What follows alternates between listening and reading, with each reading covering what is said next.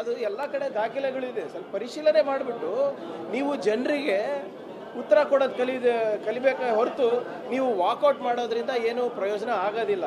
ಈ ಬಜೆಟ್ ಏನಿದೆ ಸಮಾಜದ ಕಟ್ಟ ಕಡೆಯ ಮನುಷ್ಯನಿಗೂ ಕೂಡ ಆರ್ಥಿಕ ಹಾಗೂ ಸಾಮಾಜಿಕ ಸಮಾನತೆಯನ್ನು ಕೊಡಬೇಕು ಅಂತ ನಿಟ್ಟಿನಲ್ಲಿ ಈ ಬಜೆಟ್ ಇದೆ.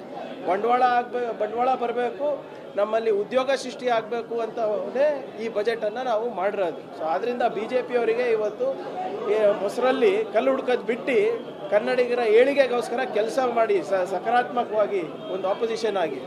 Thank you.